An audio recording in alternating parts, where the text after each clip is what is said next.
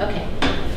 The concept of interdisciplinarity connotes the bringing together of several fields of knowledge. When we read writings that are interdisciplinary, we are asked to think about the interconnections between fields of knowledge and learning. Through works that bring ideas together, we are able to see the multiple connections between modes of thought, ultimately helping us to realize that understanding one field or kind of thinking can strengthen our understanding of or in another field. Science fiction itself, in title alone, a kind of art that invites the intersections of multiple modes of thinking.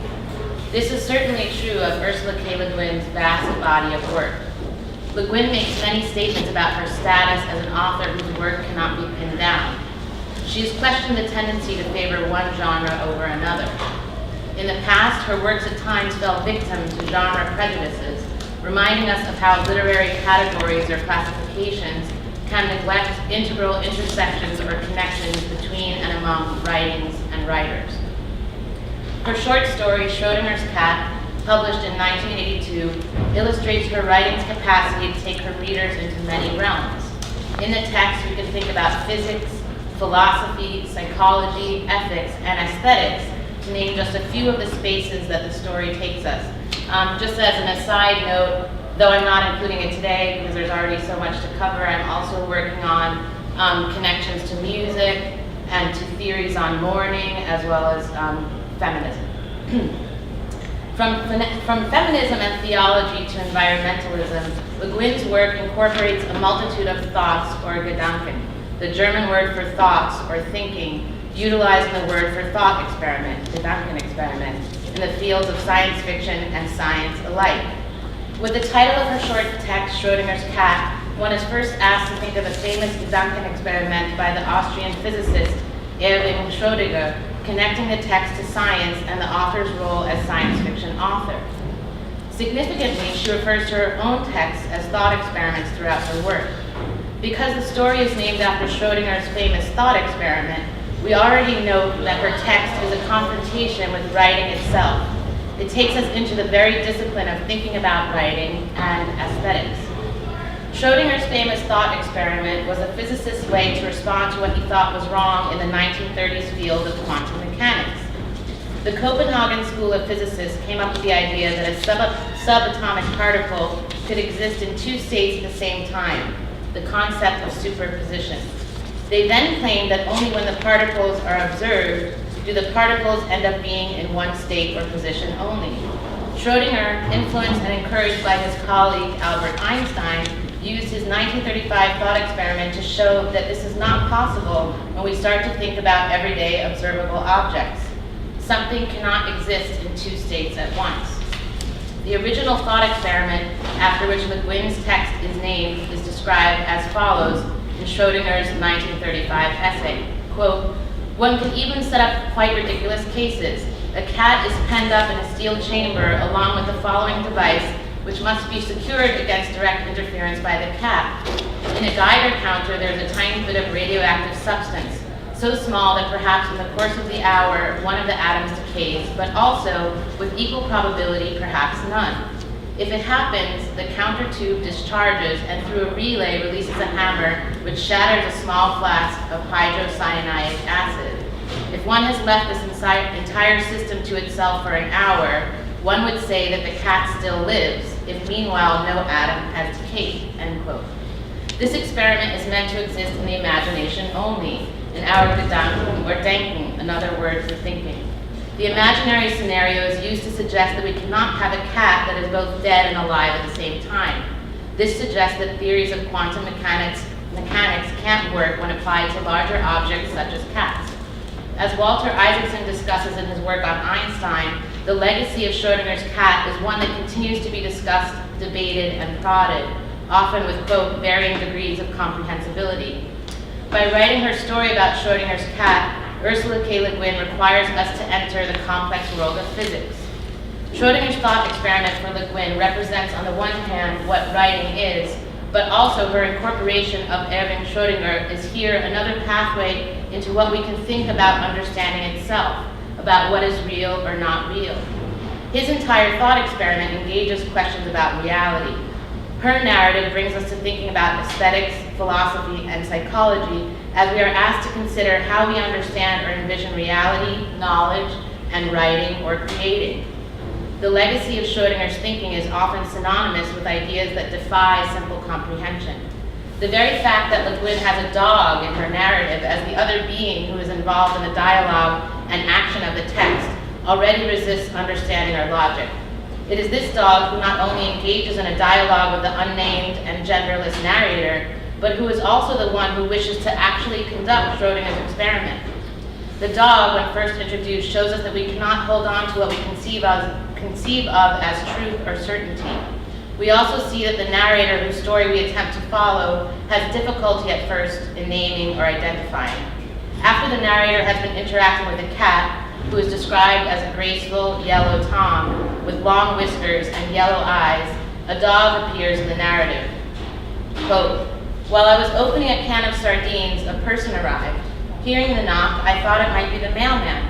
I miss mail very much, so I hurried to the dog and said, 'Is it the mail?' A voice replied, 'Yeah.' I opened the door. He came in, almost pushing me aside in his haste. He dumped down an enormous knapsack he had been carrying, straightened up, massaged his shoulders, and said, 'Wow, how did you get here?' He stared at me and repeated, 'How?' At this, my thoughts concerning human and animal speech recurred to me, and I decided that this was probably not a man, but a small dog. Large dogs seldom go yeah, wow, how, unless it is appropriate to do so," end quote. In most of her readers' conceptions of what is quote-unquote real, we might accept that dogs do not talk, and even if they did, would not likely be discussing scientific experiments. Further, usually we can decipher whether someone is a dog or a human being. The humor that Le Guin manages to intertwine in her work is also remarkable. It is a dog, a typical cat predator, at least domestically, in the narrative, who wants to perform an experiment that might result in a dead cat. Also, dogs are notorious for barking at and even attacking mailmen. In her text, the postman and furry friend combine. Le Guin dismantles all expectations, enabling us to think about the aesthetic project as grounded in what we least expect. For those of us interested in German or German studies, we might notice that Rover, the name that the narrator chooses for the dog, speaks German. He repeatedly utters ja or yes throughout the text. Recalling one of the essential questions in philosophy, and perhaps tied to the dog's German through the philosophical, the notion of what is real or not real, truth or lies, is one that Le Guin's narrator ponders. After we read the opening of the text where we are told that the narrator has moved to a cooler place, we later find out that the place she left had become painfully fast-paced and hot, sounding, of course, quite like our modern society. We read, quote, "Yet the impulse to narrate remains. Many things are not worth doing, but almost anything is worth telling. I even like to dream when asleep and to try to recall my dreams. It assures me that I haven't wasted 7 or 8 hours just lying there. Now here I am, lying, here, hard at it," end quote. The two meanings of lying converge in a moment in which we know that the narrator had been trying to narrate. We already know that we are thinking about telling a story. Preceding the narrator's lying, Le Guin inserts that, quote, "A cat has arrived, interrupting my narrative." The one who is telling the story, the narrator whose words we are following, is involved in the telling of lies, is involved in non-truths. The image of the unreliable narrator is directly linked to the urge to lie. Here, though Le Guin does not directly name him, we might think about Friedrich Nietzsche, one known for his many articulations of what truth might even mean. Connected to Le Guin's narrator's experience of dreams, Nietzsche states that the world of dreams are where human beings are always deceived. We allow ourselves to be lied to every night, he describes in his text on truth and lies in a non-moral sense. Le Guin often describes her writing as coming from the world of dreams. Sigmund Freud's famous work on dreams, The Interpretation of Dreams, includes a moment in which he recognizes that there may be a point in every dream that we cannot further comprehend or know, a place that we cannot further plumb, connecting to the role of mystery and not knowing that becomes essential in Le Guin's short story, Schrödinger's Cat. Psychology and psychoanalysis owe their beginnings in many ways to the realm of the unknown, Freud's recognition of the mystery that is the unconscious mind. In Le Guin's 1976 introduction to her novel, The Left Hand of Darkness, she directly explores the question of lying as part of what writing entails. She writes, quote, "A novelist's business is lying. Open your eyes, listen, listen. That is what the novelists say. But they don't tell you what you will see and hear. All they can tell you is what they have seen and heard in their time in this world. A third of it spent in sleep and dreaming, another third of it spent in telling lies. Distrust everything I say. I am telling the truth. The only truth I can understand or express is logically defined, a lie," end quote. Le Guin here, just like in her Schrödinger's cat text, will not answer questions for us, will not assure her readers of anything. Unlike the dog character who throughout the text will insist on finding certainty through experimentation, and, like her narrator, the world of writing is always already going to dismantle any clear notion of what is, of truth, or of the quote-unquote real. Though the text is named after an experiment by Schrödinger, it is also a text that is equally an homage to Einstein. Einstein appears directly for the first time in the text when the dog character, the one who wants to perform Schrödinger's experiment, attempts to quote Einstein's famous statement that God does not play dice with the world. The dog instead claims the following, using his emphatic mistake, his incorrect quoting of Einstein, to try to support his argument for why the experiment should be done. The dog describes a slightly different experiment. In his version, the cat might get shot rather than poisoned after a photon passes through a mirror. The experiment ironically made even harder to visualize or comprehend. He tries to explain to the narrator, quote, "We cannot predict the behavior of the photon, and thus, once it has behaved, we cannot predict the state of the system it has determined. We cannot predict it. God plays dice with the world. So it is beautifully demonstrated that if you desire certainty, any certainty, you must create it yourself," end quote. With a direct reference to Einstein, though in the dog Rover's rendition, Einstein's words are misused and confused, the reader is again brought into the realm of science and further into the world of Einstein. By following Einstein's presence in her text, named after his arguably less well-known colleague, Le Guin's text invites us to think about where science and art converge through the significance of the imagination. For both Le Guin and Einstein, it is the imagination that makes all thinking experiments, of course, possible at all, and it is the imagination that should be embraced above all else. For both Le Guin and Einstein, and this we can only know if we indeed take the time to open this door that Le Guin positions here into the world of Einstein, the sphere of the imagination is tied to mystery and to the embrace of the unknown. Einstein stated in a famous interview that it is the imagination that compels his work, as it does all artists, and counter to what the dog character who pushes for finding the answers to Schrödinger's thought experiment suggests, the drive toward knowledge is precisely not what motivates his pursuits. Einstein stated, quote, "I am enough of an artist to draw freely on my imagination. Imagination is more important than knowledge. Knowledge is limited. Imagination encircles the world," end quote. Einstein will go on to insist that the unknown or mysterious must be embraced. From the mysterious, he argues, comes any true art and science.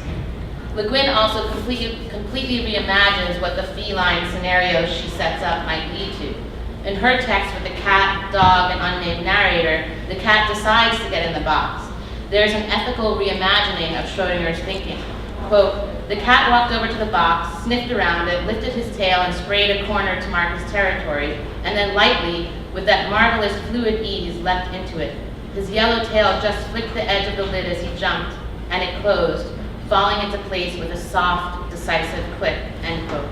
Here we are reminded of how in her version of the experiment, the animal has choice, and indeed both animals in her narrative are given the power to communicate. The cat even marks the box as his own. Another Austrian thinker, Martin Buber, can be helpful to consider if we allow ourselves again to follow the many trails or traces into other disciplines that Le Guin's text offers. Buber's famous quote, "An animal's eyes have the power to speak a great language," is indeed enacted in this narrative of Schrödinger's cat. Buber, whose philosophy is linked to the question of ethical relating, had insisted that human beings should not objectify one another. In the realm of science, and here in this famous imagined experiment, it is often the animal who is objectified. In Schrödinger's words, the cat should not interfere with the experiment. In Le Guin's world of Schrödinger's cat, the animal is more than simply object. It too relates or can engage in relating. The narrator had begun the text by discussing the cat's traits and also contemplates what the cat wants to communicate and furthermore teach the narrator. The narrator, after seeing how frustrated the dog is after the cat willingly jumped into the box and nothing is happening, states, quote, "I turned on Rover, glaring. He returned the look with expressive brown eyes. You can't tell me dogs haven't got souls," end quote. The text reasserts the animal as having its own being that should be realized. For Le Guin, cats have an especially important role. We can consider both questions of ethics and the far-reaching corners of Le Guin's work. Though Schrödinger did not, of course, kill a cat, we know that scientific experimentation can result in dead animals along the way. It is no coincidence that Le Guin is one who writes about cats. One of her most famous children's book series is called Cat Wings. She also is likely highly aware of the many writers in the literary canon who include cats in their poetry and prose, solidifying her rightful place in all literary spaces. In her blog, she discusses her own beloved cat, Pard. She writes, "Anybody who lives with a cat knows that at one time the cat is here, at another time he is not. The transition from there to not there is imperceptible. This transition may in fact have been what Schrödinger was trying to investigate in his famous thought experiment involving a cat in a box. But if so, the gun was a fundamental mistake. Feline transience does not require machinery. Possibly it involves paws, doors, and small places, but we can't be sure. All we know is we call kitty kitty and there is no cat. We do not call kitty kitty and there is," end quote. Le Guin's humorous or ironic turn to Schrödinger here should suggest that sometimes a scientist's search for answers, even simply through thinking, might look futile if we stop to think about the essence of certain beings, in this case, cats. Significantly, the cat who the dog character determines belonged to Schrödinger and whom the narrator does not want to use as a means for scientific exploration in the text is at first portrayed as a kind of messenger who can help the narrator to begin to grasp what it is that the narrator is mourning. The cat becomes a way for the narrator to confront his or her own story. The cat is described, and it is suggested that the cat is there to help the narrator figure out something about loss or grief. Quote, "All this cat can say is meow, but maybe in his silences he will suggest to me what it is that I have lost, what I am grieving for. I have the feeling that he knows. That's why he came here," end quote. Indeed, after this moment in which there might be a feline message sent to the narrator, the narration moves back to a description of how the world had transformed. The cat, the one that Rover says actually belonged to Schrödinger and must therefore be experimented on, symbolizes a kind of knowledge, understanding that goes beyond language. The cat knows more than the human about how to comprehend the abysses of loss. Le Guin's cat is actually the one who knows how to relate. Though her text Schrödinger's cat is on the one hand a way of saluting how the scientific and creative worlds can combine, there is resistance to the way that science would even consider the death of a cat to come up with answers or theories. The cat in her text is given its own agency and unique qualities, ones which are narrated with detail in the story. It is moreover the being who can confront experiences that elude the narrator. Le Guin includes a poem called Science in her most recent poetry collection from 2012, Finding My Elegy. The title is reminiscent perhaps of Edgar Allan Poe's Sonnet to Science. Poe, another name who is tied both to science fiction and one who, like Le Guin, was always writing within and from many fields. Le Guin's poem envisions what we might even understand science to mean and reminds us of the ethical implications of scientific experimentation. Here we are reminded of the differences between writing and science.